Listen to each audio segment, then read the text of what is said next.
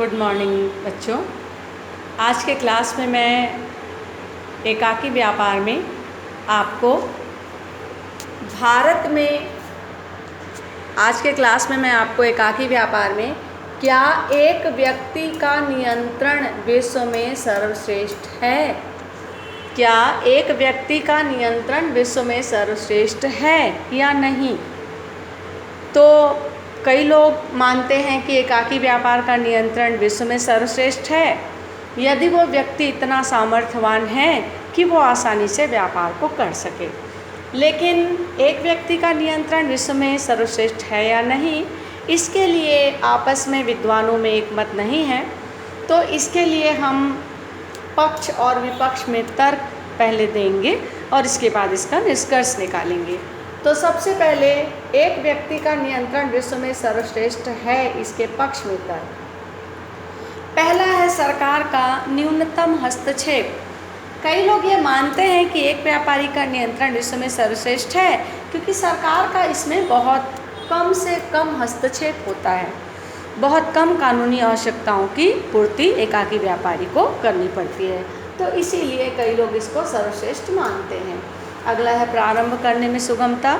बच्चों, एकाकी व्यापार को यदि करते हैं तो कम पूंजी लगता है और इसके अलावा कम नियम कानून हैं, बहुत ज़्यादा वैधानिक प्रतिबंध नहीं है, तो आसानी से कोई भी व्यक्ति इसको प्रारंभ कर सकता है। तो इसलिए भी इसको सर्वश्रेष्ठ मानते हैं। तीसरा है मतभेद की संभावना। एकाकी व्यापार के नियंत्रण को इसलिए भी कई लोग श्रेष्ठ मानते हैं क्योंकि एकाकी व्यापार में अकेला व्यक्ति होता है, दो या दो से अधिक व्यक्ति नहीं होते। जहाँ दो या दो से अधिक व्यक्ति होंगे तो मतभेद होगा। तो इस तरीके से चूंकि अकेला व्यक्ति होता है तो इस प्रकार से किसी भी प्रकार की कोई मतभेद की संभावना नहीं होती। तो बच्चों, ये मैंने बताया है पक्ष में तर्क। इसके बाद मैं आती हूँ एकाकी व्यापार के विपक्ष में तर्क। पहला है बड़े व्यापार के लिए कम पूंजी। एकाकी व्यापारी को यदि अपने व्यापार को बढ़ाना है तो ऐसी स्थिति में पूंजी उसको कम पड़ती है। तो ये कम पूंजी होना ये जो है उसके लिए उचित नहीं है क्योंकि ऐसे में वो अपने व्यापारिक क्षेत्र को नहीं बढ़ा सकता। अगला है असीमित दायित्व। असीमित दायित्व का मतलब होता है कि यदि व्यापारी को व्यापार में किसी प्रकार की हानि होती है तो उसकी निजी संपत्ति के साथ, उसकी व्यापारिक संपत्ति के साथ साथ निजी संपत्ति को भी प्रयोग में लाकर उसको ऋण का भुगतान करना पड़ेगा। तो ये उचित नहीं है। इसके बाद व्यापार में जटिलता। जहाँ एक व्यक्ति होगा बच्चों, वहाँ पर प्रबंध में तो थोड़ा सा परेशानी होगी क्योंकि अकेला व्यक्ति होता है तो वो सही तरीके से अपने व्यापार का प्रबंध नहीं कर सकता। तो इस तरीके से उसको प्रबंध में कठिनाई आती है और जटिलता होती है। तो इस तरीके से बच्चों, मैं इसके कंक्लूज़न यानी निष्कर्ष के रूप में ये कह सकती हूँ कि जहाँ पे व्यवसाय छोटा होगा, जोखिम कम होगा या शीघ्र निर्णय की आवश्यकता होगी, वहाँ पे एकाकी व्यापार उपयुक्त है। किंतु जहाँ पर थोड़ा सा एकाकी व्यापार का स्वरूप बड़ा है तो वहाँ पे प्रबंध का कार्य जटिल हो जाता है, बहुत अधिक अंतर्राष्ट्रीय प्रतिस्पर्धा का उसको सामना करना पड़ता है।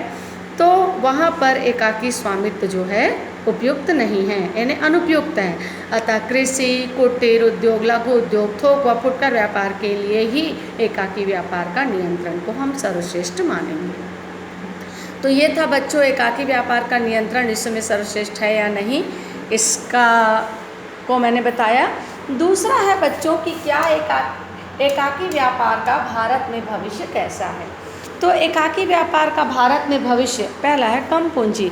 एकाकी व्यापार को करने के लिए बहुत कम पूंजी की आवश्यकता होती है, तो कोई भी व्यक्ति आसानी से इसको प्रारंभ कर सकता है। दूसरा है साहस की कमी।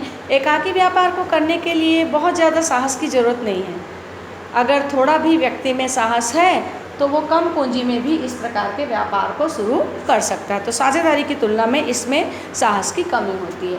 जनसंख्या की अधिकता। चूँकि देश में जनसंख्या बहुत अधिक है और जनसंख्या अधिक होने के कारण लोगों की बचत नहीं है और बचत नहीं होने के कारण वो बड़ा व्यवसाय न करके छोटे छोटे व्यवसाय को ही करना चाहते हैं। तो एकाकी व्यापार ज़्यादा उपयुक्त है।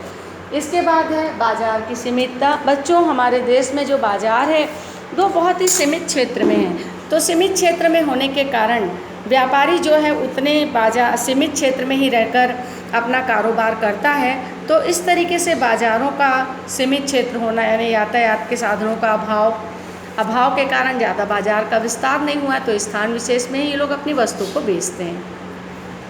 एक और है बच्चों, कम नियमों का पालन।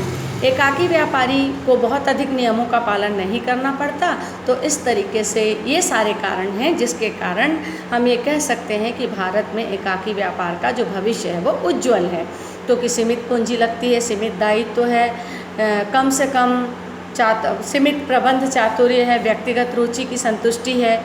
तो ये पूरे कारण हैं जिसके कारण हम ये कह सकते हैं कि एकाकी व्यापार का भविष्य भारत में उज्ज्वल है। Thank you.